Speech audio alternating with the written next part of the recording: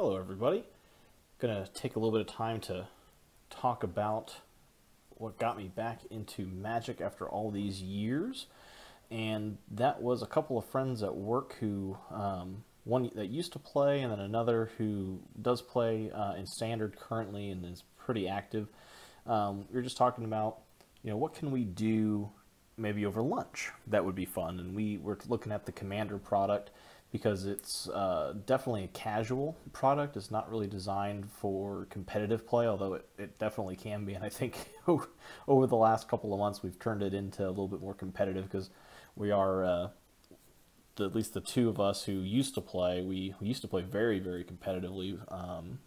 And then the other guy, like I said, he's playing in Standard actively right now. So we ended up picking up these products. We talked about it beforehand, and we said, all right, which one are you getting? Which one are you getting? And this is the one I decided to go with, which is the Meren of Clan Nel Toth deck. As you see here, it's two, a green and a black for a human shaman. Whenever another creature you control dies, you get an experience counter, and that was something that was introduced with the Commander 2015 as a kind of a new mechanic. And her ability is kind of cool. It definitely leans itself towards a recursion deck, something that kind of like an animator, where at the beginning of your end step, choose a target creature card in your graveyard. If that card's converted mana cost is less than or equal to the number of experience counters you have, return it to the battlefield. Otherwise, put it into your hand. So basically what in a nutshell she's doing is every time one of your creatures dies, you get a token. And then so if you have one creature that has died this game while she was out in play, you have one token, you have the one experience counter, and then you can return that creature to the battlefield at the end of your end step, or at the beginning of your end step, if it only costs one mana. But if it doesn't, if it costs more, you can still bring it to your hand. So it has a lot of advantages there, so that no matter what, you're getting something. You're either getting into the battlefield or it's coming back to your hand, depending on what it is. So the deck really leans itself to getting as many counters, as many experience counters as you can, as early on as you can, getting Meren out early, and really just kind of protecting her and letting her avoid conflict is really the best way to put it. Again, I have not been playing Commander a lot. This is my first little foray into the rule set, into the game, and it's been a lot of fun. The whole 40 life thing and having the time to cast big costing creatures is really a lot of fun. So I picked up the deck. I really liked it right out of the gate, but I was like, I really want to do something different with it. I want to use a lot of the cards that I remember using when I was younger, when I was in middle school and high school, when I was playing way back in the day. And so I picked up a few cards, and then I realized, no, these aren't going to work. So over time, the deck has evolved. So I just kind of want to show you what I have in the deck now that I've had it for a little while. So first thing I'll just kind of talk about is the mana base. It's pretty basic. I do not have the budget necessarily to have the gigantic, like the Bayou and that kind of stuff. So I don't have a ton of money to be dumping into it, but I did want to have a good mana base. The good thing is that the Commander 2015 product came with a lot of really good cards. So you'll see this symbol right here. That means it came in the Commander 2015. But so we've got the Tainted Wood, which no matter what is going to be producing land, whether you have a swamp out or not. But obviously if you have a swamp, it's a little bit better. The Golgari Guildgate is included. Enters the battlefield tapped, which kind of sucks, but that's just kind of part of it when you have some of these newer dual lands. The Temple of Malady, picked this up from the friendly local gaming store around here. It is nice because it does scry, but of course enters the battlefield tapped, like most of the other ones here. Landower Waste, a little bit of a blast from the past there, but no matter what, you're getting mana out of it, or you're taking the damage, but at least you're getting something right away. Jungle Hollow, again, enters the battlefield tapped, but you're gaining a life while you're waiting. Woodland Cemetery comes into play tapped unless you have a swamp or a forest, so that's really, really nice. So at least it has a chance to be usable right away. Overgrown Tomb, kind of the same thing. It enters the battlefield tapped unless I pay the 2 life, but in a 40 when you have 40 life, it's totally worth it. Also picked up City of Brass. Basically, kind of works in the way of the Land Over Waste, but it's always producing whatever color I need, but I'm always taking the damage. Ancient Ziggurat, which is spend it on anything, but it has to be a creature. The deck has a lot of creatures, so I've really not had any issue with this land at this point. And actually, now that I think about it, I don't think in all the games I've played so far, I don't think I've drawn this one in a single game. Command Tower, because why not? Basically acts as a bayou, but as a common one, so I kind of really like that.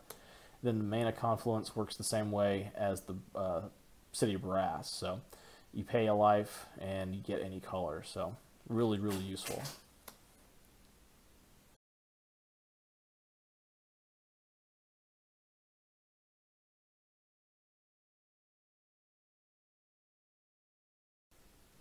Alright, next up are the lands that have a little bit more utility, but are only producing one color. So, got a Crypt of Agadeem. Comes in the battlefield tapped, but because of the number of black creatures in your graveyard giving you extra mana, there really is a lot of a good chance to be producing quite a bit out of this. I think the most I've gotten out of it is like either 4 or 5, so pretty useful. A little bit of acceleration there. The Bajuka Bog, just because, especially if you're fighting someone who's doing a very similar thing, you want to have a little bit of graveyard hate where you can get rid of their stuff. Last time I played up at the local gaming store, somebody was constantly exiling my graveyard, and it was quite annoying. So I'm like, well, let me kind of do the same. This one's really awesome. The Urborg Tomb of Yawgmoth. This is a fantastic land. Basically, everything's a swamp, so even like a forest becomes a swamp. So it's immediately able to produce black, anything. So really, really nice. Dagmor Salvage. This is mostly in here because of the dredge, because I'm constantly putting cards into my graveyard with the dredge mechanic. Just in case this happens to get there, I can at least do a dredge in order to pull it out. And then the next two, the Polluted Mire and the Barren Moor, they are there just because of the cycling. So if I get to the point where I have more than enough mana, it's easy to just go ahead and cycle them and draw a card. A little bit of card draw built in to the deck. I do have a very similar thing, but they're green, is the Slippery Karst. Basically does the exact same thing, cycling 2.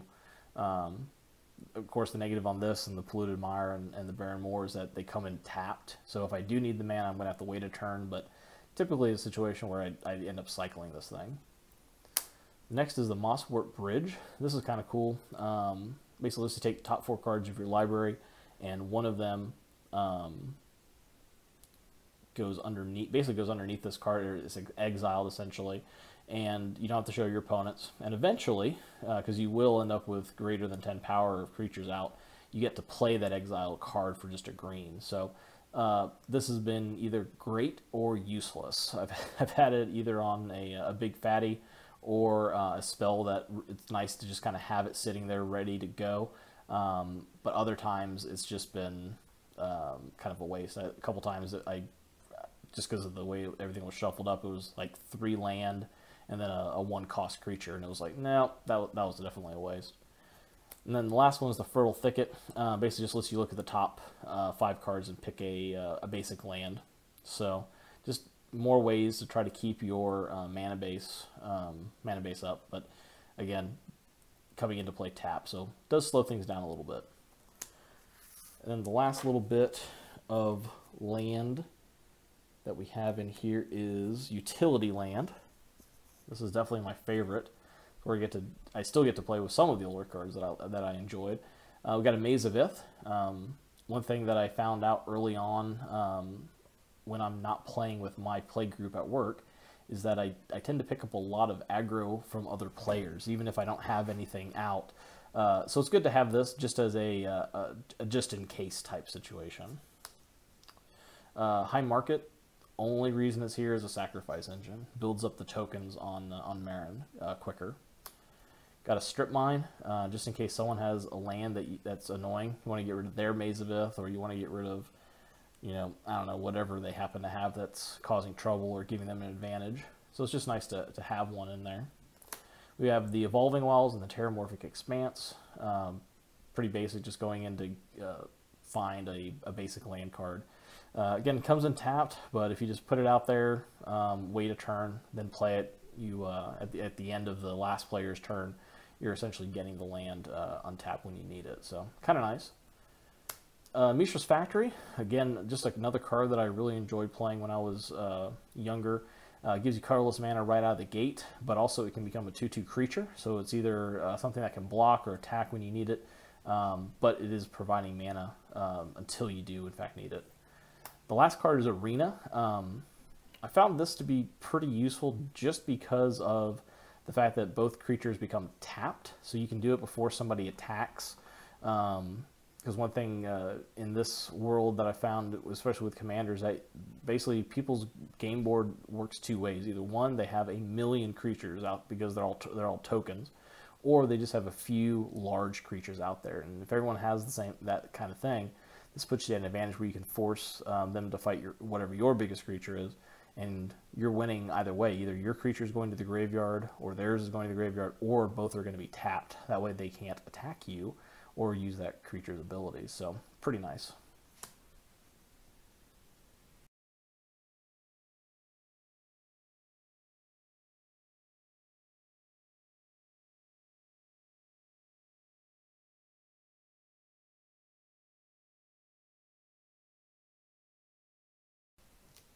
And then the last thing that we have is just the basics. We've got 1, 2, 3, 4, 5 forests, and then 4 swamps. The reason we have less swamps than forests is that we just have so many more utility cards or land that produce black in comparison to the forest, in comparison to the green.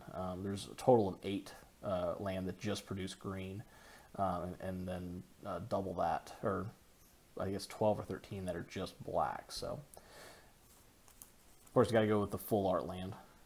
If only they were foil, that'd be cool, but not quite not quite there yet.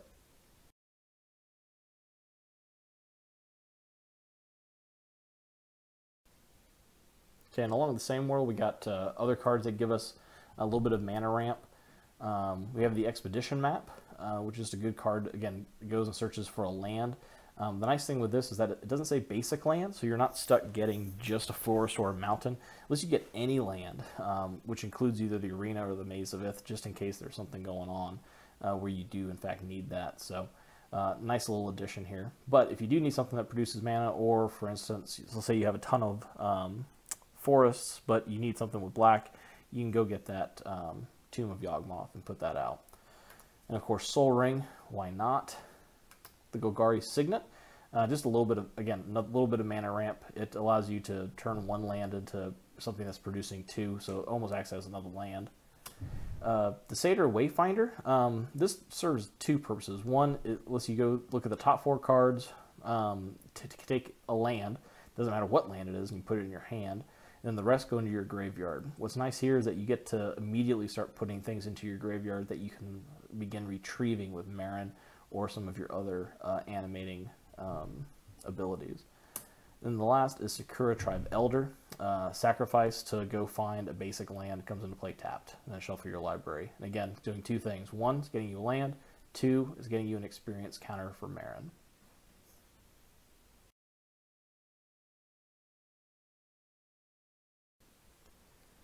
Alright, and the next set of cards are designed just to get things that are in the graveyard back into your hand so that you can reuse them. First is Eternal Witness. I was very happy to see this came in, again, in the Commander set. So you'll see a lot of the stuff actually stayed for me just because they're just really good cards. The next thing, though, is Genesis. It's a creature, but it's better in the graveyard. You'll see here its ability is at the beginning of your upkeep. If Genesis is in your graveyard, you can spend 3, and if you do, return target creature card from your graveyard to your hand. So again, this is getting just creatures, but it's bringing it there. So hopefully this ends up in the graveyard and allowing you to do this every turn.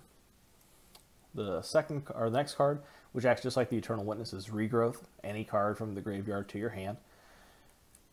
And then Skullwinder does the same thing. When he enters the battlefield, return target card from your graveyard to your hand. But the only downside is that an opponent gets to do the same. But it's on a but the nice thing is it's on a creature, and also you get Death Touch with it, so really, really useful.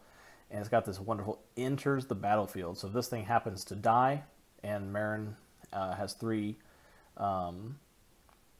experience counters, whether it's this, the Skullwinder, or the Eternal Witness, they can both start recurring and coming in constantly. So you end up getting multiple cards, which is really nice. Now the meat of the deck, though, is based on getting creatures back from the graveyard. So we'll start with kind of the targeted ones. The first is Victimize. It's a sorcery. Choose 2 creature cards in your graveyard. Sacrifice a creature. If you do, return the chosen cards to the battlefield tapped.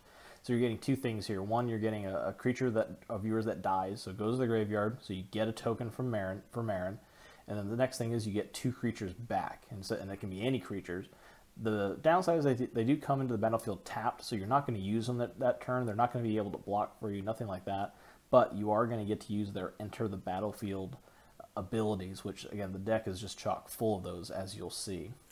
Next is Rise from the Grave. 5 mana sorcery. You get to choose a creature card in any graveyard. So just allows you to not only be able to target your graveyard, but your opponents as well. Because again, when you're playing in Commander or EDH, you end up with a lot of really cool creatures out there that hopefully everyone else is helping you kill.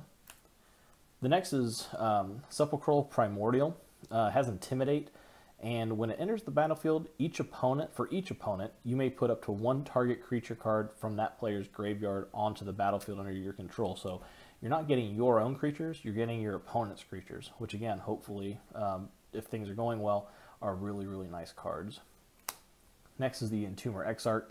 This works kind of like the Genesis. When he enters the battlefield, you're either getting a creature card from the graveyard back to your hand, or you can target someone to reveal their hand, and you get to choose a non-creature card from it, and they discard it. So late game, it can help. Like if someone has 1 card in their hand, you can take a peek, see what it is, and hopefully get it discarded. Or you can get a creature from your graveyard, which is nice. Next is the Golgari Thug. When it goes into the graveyard from play, you get to put a creature card in your graveyard on top of your library. So similar things, allowing you to recur another creature so they can be played soon. Also, this one has Dredge, very, very useful, so you're going to be constantly getting it back. Next is Animate Dead, straightforward, 2 mana, go get a creature. It loses 1 power, but that is not a big deal.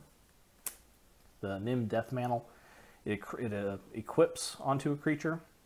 But the nice thing is whenever a non-token creature is put into the graveyard from the battlefield, I can pay 4, and if I do, return that creature card to the battlefield and attach Nim's Death Mantle to it. So really useful, and it can be any creature, not just yours. Ever After, this is a new one actually from Shadows over Innistrad. Returns 2 target creature cards from your graveyard to the battlefield, and the card is it recurs, so it goes back to the bottom of your library. Diabolic Servitude. Again, this was nice because it actually came with the set. Works just like the Animate Dead, except that when the creature dies, the creature is exiled, which kind of stinks. But the Diabolic Servitude returns to your hand to be used later. Then the last card that we have is Dread Return. Does a very similar thing. For 4, you're returning a creature card from your graveyard to the battlefield, but it does have flashback, so you can sacrifice 3 creatures to get to cast another card from your graveyard. So nice thing, serving 2 purposes. You're sacrificing 3 creatures, which allows you to put 3 more tokens onto Meren, and then return another creature from the graveyard to the battlefield.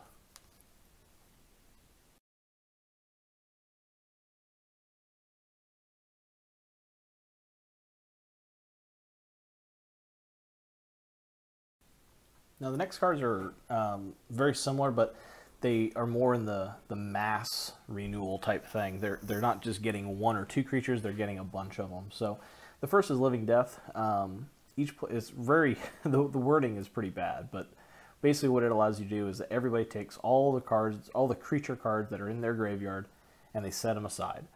They're exiled. Then all the creatures that you have in play are sacrificed, so they go to your graveyard. And then all those cards that earlier you had exiled return to the battlefield.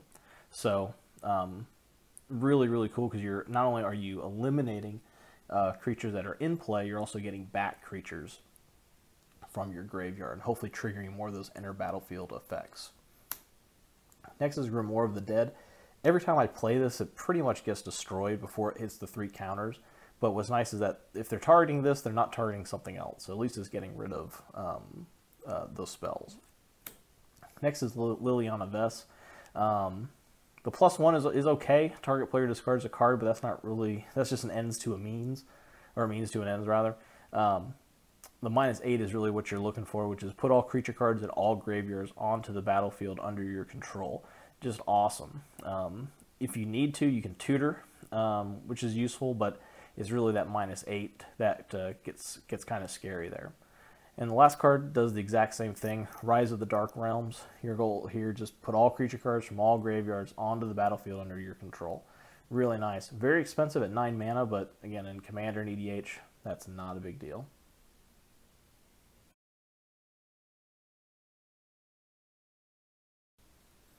Next is the tutors. I don't have a lot in this deck that I would like to at some point at, kind of like I would like to add a Bayou to the mana base. I'd also like to add a Demonic Tutor at some point, or even a Vampiric Tutor, but not quite there yet.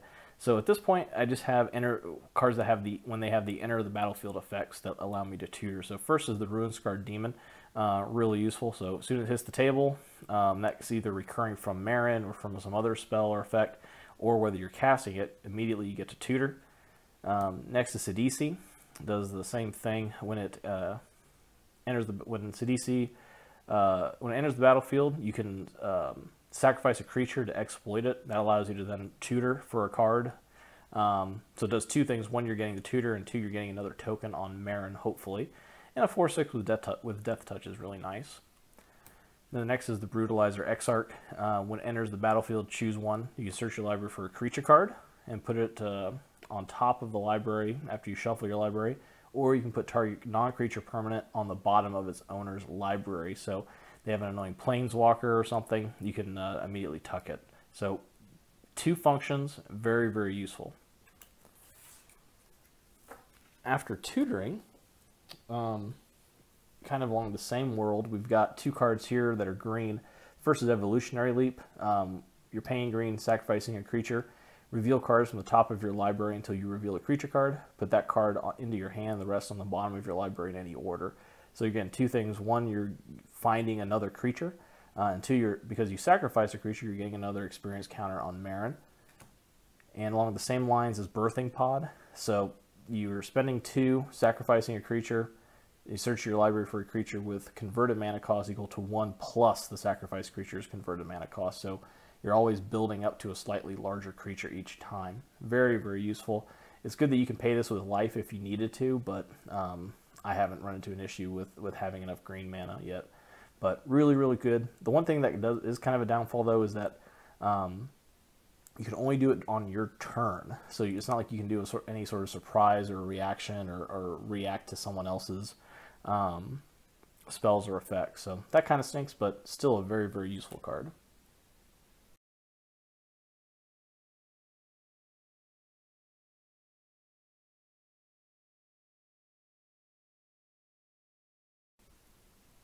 The one thing that I've noticed with this deck is that I tend to not run out of cards in my hand. And that is mostly due to the fact that everything costs so dang much.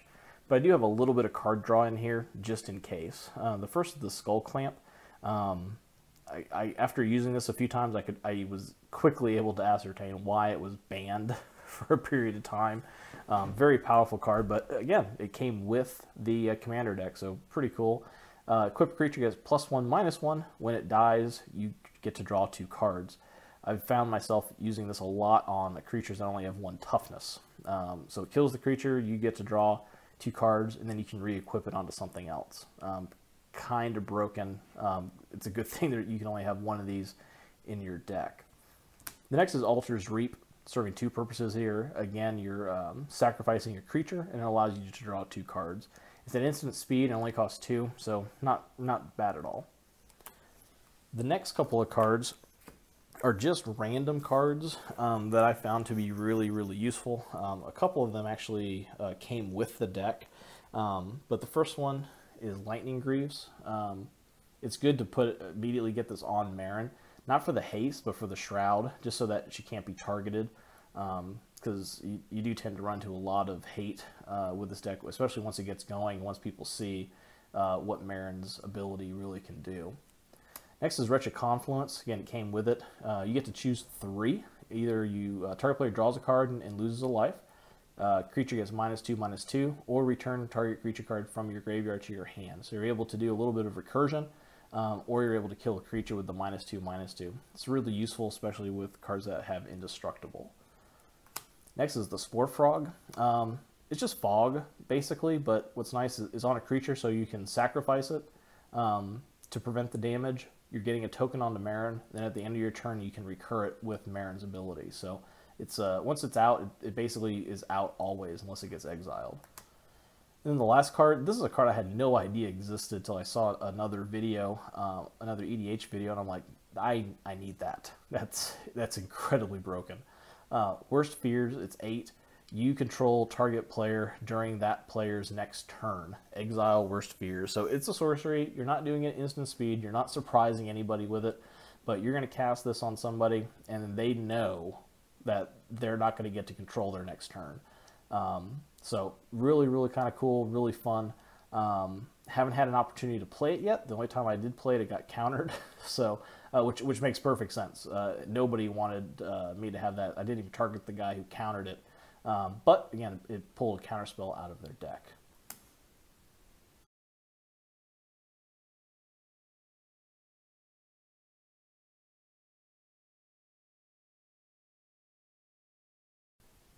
All right, next up is targeted removal. That's the one thing I really learned early on, is that destroying things, because of the Indestructible keyword, which is not something that existed when I was playing the last time, it's really difficult to get rid of certain cards. So exiling is not the same as destroying, so it's important to have that mechanic built in. So a couple cards that serve that purpose. You got Sever the Bloodline. Again, it came with the Commander deck. Exile target creature and all other creatures with the same name as that creature. That part's not really very useful, but it's the fact that it exiles it for 4. And you also get Flashback. Flashback's extremely expensive at 7, but again, you get to do it again, which is nice. Hero's Downfall. Destroy a creature or planeswalker. Pretty obvious what that's for. Abrupt Decay can't be countered, and it destroys a target non-land permanent with converted mana cost 3 or less. Haven't had any trouble using this. A lot of times there's just cards that it's good to be able to get rid of them and not have to use something else, something any bigger on it. Ashes to Ashes, again, this is something that I remembered from back in the day. It used to be that the 5 damage that you take from this card just was bad. You just did not want to play this card. But in the world of EDH, where you start with 40 life, this is actually really good. So it lets you exile 2 target non-artifact creatures. So it can't be an artifact, but it can be black. So pretty nice there. Putrefy, destroy target artifact or creature. Acidic Slime, so this works when it enters the battlefield. Destroys an artifact, enchantment, or land. And also has Death Touch, which is nice. Woodfall Primus. When it enters the battlefield, destroy target non-creature permanent. And it does have Persist, so when it dies, it comes right back, and then its ability triggers again. And it does cost 8, so this is one of those that once it's finally recurring, hopefully you have 8 experience counters, so then you're able to keep recurring it with Meren as well. Reclamation Sage. Destroy target artifact or enchantment. Cost a Caterpillar, same thing. Reaper from the Abyss is a little bit different. So it has to be out, obviously, but at the beginning of each end step, so that's every player's end step, if a creature died during the turn, destroy a target non-demon creature. So at the end of every turn, in theory, I'm getting to target somebody else and someone else's creature and killing it. And last is Shriekmaw. When it enters the battlefield, destroy target non-artifact, non-black creature. What's nice is that you do it for its evoke cost. So it's immediately sacrificed after its effect triggers, which of course then triggers Meren as well. But of course, since it's EDH, you can't just target everything. Sometimes you need indirect removal or mass removal. So with that, we have a few cards that work that way. We have Death Cloud, which is expensive, but man, it does a lot. So you lose X life, discard X cards, sacrifice X creatures, and then sacrifice X lands. So 3 and X. So this can be very, very, very, very useful, especially late game. Black Sun Zenith doing the same thing, but putting -1/-1 counters just on creatures. So it's just creatures that you're getting rid of, but you do get to shuffle it back into your deck. So the next is Massacre Worm. When it hits the battlefield, all my creatures' opponents get -2/-2 until end of turn. And then whenever a creature an opponent controls is put into the graveyard from the battlefield, the player loses 2 life. This is mostly useful if someone's playing tokens or a bunch of small creatures, because not only is it going to kill the creature, hopefully, but also make them lose 2 life for each one. Next we have the Nevinral's Disc, Larry Nevin's Disc, really. This is an unlimited one I found really cheap at my local game store, so I had to have the unlimited version, of course. But again, it targets creatures, enchantments, and artifacts, and just destroys them. It takes a turn for it to be used because it comes into play tapped, but very good. It's old school, but still does the job. And this one I found, again, this is a card I didn't know existed, but basically serves the same purpose as the Disc, but costs a lot more to work in 1 turn. So it costs 4 to come out, same as the Disc, but it's immediately available to use. But you have to spend 5 and tap it. You exile this, and then you exile every other non-land permanent. Very, very good. Nice card, especially when you have multiple people who have their commanders out and they're all indestructible. So it allows you to get rid of some of that stuff. Next thing is, again, kind of an indirect removal. And this card is just awesome.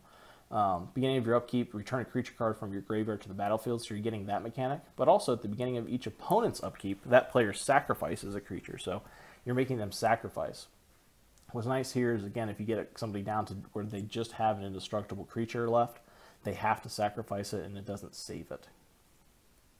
The Butcher of Malakir, same thing. Whenever the Butcher or one of your other creatures dies, each opponent sacrifices a creature.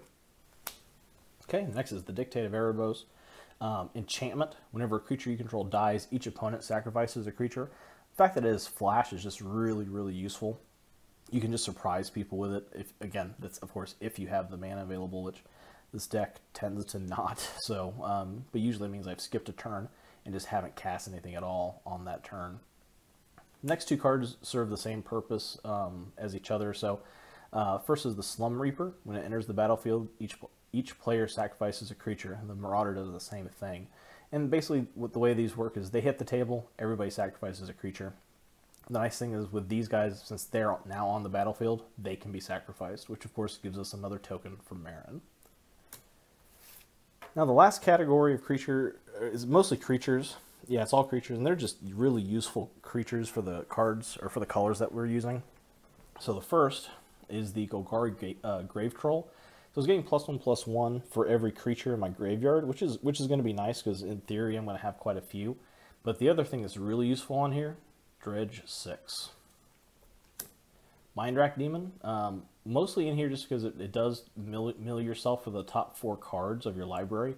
The last ability, I've never had that trigger on me, just because those 4 cards or multiple or later in the game, I tend to have plenty of different card types in my graveyard. So, and it's cheap, 4 mana for 4/5, Flying Trample, not too bad.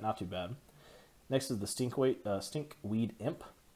Again, mostly in here because of the Dredge, but also Death Touch is really nice. Avenger of Zendikar. This thing is amazing. So, hits the battlefield, you get 0/1 plant creature tokens equal to the number of lands that you have, which is awesome. And then you have, of course, has landfall, and it makes the creatures bigger. Okay? They get +1/+1 counters. So, really useful. I found this to just be an amazing engine. Tends to come out, get killed because it is a 5/5 body, and then I'm able to recur it with Meren or another card. So end up with multiple stacks of plants with tokens on them. Usually takes a board wipe to get rid of all those guys. Next is Kakusho, the Evening Star. The only reason I picked this up is because I was playing in a game and someone else played it, and it was amazing. We had 5 people in the game. you gain 25 life, and it really swung the game back in his favor, and I'm like, I want that. So anytime it goes in the graveyard from play, each opponent loses 5 life, and you gain life equal to the life lost this way. I figured with the constant sacrifice engines that the deck has, that this would really be able to trigger quite a bit. Next is Vampire Hexmage. Really, it's just a cheap creature, but it does allow you to get rid of counters off of permanents, which includes planeswalkers. So she does serve a good purpose there. Of course, you have to sacrifice her, which means that you get another token for Meren. Grey Merchant of Asphodel, just a way to deal damage and gain life. And each opponent loses X life, so it does hit everybody. And the last thing is Gerard. This came with the deck. It hasn't been the most useful card, but when it hits, it does tend to be rather large.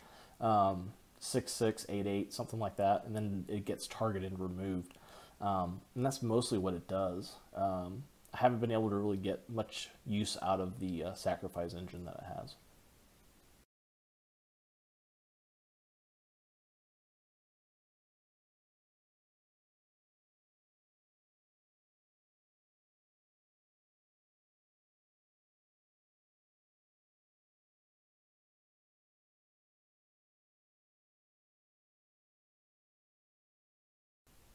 All right, so that's the deck. Thanks for watching this very long video to go through the whole thing. Please let me know in the comments if there's anything you would suggest besides the ones that I talked about already. Obviously, Bayou, Demonic Tutor at some point would love to get put in there. But if there's any other cards that I just don't know about that you think would be great in the deck that would fit in well, please just leave a comment and let me know what that card is. And I'll see if I can't find it on TCG Player and get it picked up and get it added to the deck. And maybe a little bit down the road, we'll have an update of any cards that we added and what we ended up removing. So again, thanks for watching. Please hit that like button if you enjoyed this video, and we'll see you next time.